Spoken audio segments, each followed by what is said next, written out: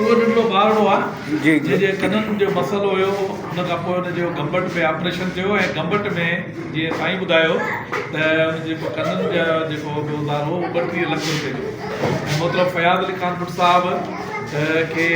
बिल्कुलु उहो उजरो जेको मिले पियो, हिकु मिडिल क्लास जो माण्हू आहे ऐं जंहिं तमामु सियासी मुद्दनि खे किरायो आहे। मुंहिंजे ख़्याल में त इन सां गॾु ॿियनि सभिनी माण्हुनि जूं हुन सां गॾु दुआऊं आहिनि, पर इन्हनि नंढड़ा जेके माज़ूर ॿारड़ा आहिनि हिननि जूं दुआऊं बि फयाज़ अली ख़ान भुट्ट साहब सां गॾु आहिनि। ऐं मुंहिंजे ख़्याल में मूं हिन स्कूल में हिन तइलीमी इदारे में अॻे जी भेट में तमामु घणी नवान ॾिठी आहे ऐं जेकॾहिं ईअं ई साईं जी महिनतूं रहियूं,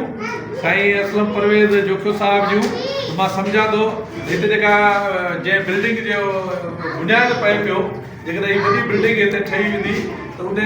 में तमामु घणा ॿिया ॿार ईंदा ऐं हीअ मॉडल स्कूल हूंदो सॼी सिंध में ऐं माज़ूरनि जे लाइ हीअ तमामु वॾो मिसाली स्कूल हूंदो त जिते हिकिड़े ॿिनि रूमनि में विरांडे में मूं ॾिठो त पिए उते ॿारनि खे हुनरी सिखिया ॾिनी पई वञे, सिलाई मशीन जो कमु कयो पियो वञे ऐं हिते 4 कैटेगरी जे ॿारनि खे हिकिड़े क्लास में पढ़ायो पियो वञे, ज़बरदस्त रिज़ल्ट मिली। ऐं मैथमेटिक्स जेको टफ सब्जेक्ट आहे उन टफ सब्जेक्ट में मूं नंढड़े ॿारनि खां जेका वीडियो लाइव हुनजी ज़रिए आहे जेका उहा रिकॉर्डिंग सोशल मीडिया ते बि रखंदुमि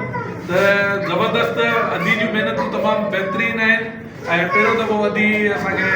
जेको ॿुधायो दादा तव्हांजे सोशल मीडिया ते इन सॼी शइ खे जेका पधीराई कराई आहे त ॿिए जे हक़ीक़त में इहा अथव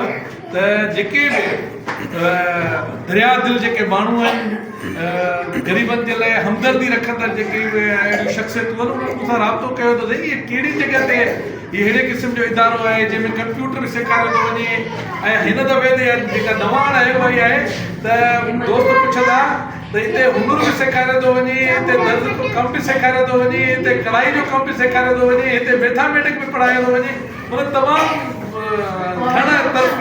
जेको आहे तो हीउ इदारो आहे ऐं हिनखे जो क्रेडिट साईं ॾांहुं वञे थो ऐं साईं हिन जो उजरो तव्हांखे मिलंदो ऐं हींअर बि तव्हांजी शख़्सियत में बि निखार आयो तमामु अॻे जी भेट में हक़ीक़त अथव ऐं कंहिं सारा वारा कोन थो कया जो तव्हां हिननि जंहिंजो आवाज़ु जिनके पंहिंजे घर जा भाती बि चवंदा आहिनि यार हिनखे साइड ते विहारे छॾियो, उन्हनि खे ज़बरदस्त नमूने सां मैनेज कयो था, बजट जी मानी उन्हनि खे खारायो था, किताब वठी था ॾियो, ॿियो सॼो हिननि जा ऐं छो त अहिड़े क़िस्म जा ॿार माज़ूर ॿार जज़्बाती वधीक हूंदा आहिनि, इमोशनल घणो थींदा आहिनि ऐं उन्हनि खे मैनेज करणु तमामु ॾुखियो कमु हूंदो आहे जेको हीउ उस्ताद असांजूं अदीबियूं ऐं साईं ऐं ॿिया सभु जेके दोस्त आहिनि उहे हिननि जो तमामु बहितरीनु सहकार आहे। वेल एंड गुड, असीं सभु दोस्त सलाम था कयूं मोहतरम फयाज़ अली ख़ान भुट्ट साहिब खे अहिड़ो बहितरीनु उस्ताद ॾिनो ऐं प्रिंसिपल आहिनि। ऐं बाबा साईं ऐं तव्हां जेके नाबीन ॿार आहिनि उहे घणा आहिनि बाबा साईं? नाबीन ॿार जेके मौजूदा वक़्त में असां वटि 6 नाबीन ॿार पढ़नि था साईं। बाबा साईं उहे कहिड़ा नाबीन ॿार आहिनि जेके ॾेखारियो तव्हां? हुनजो वीडियो भरियो आहे, वीडियो रिकॉर्ड कई आहे।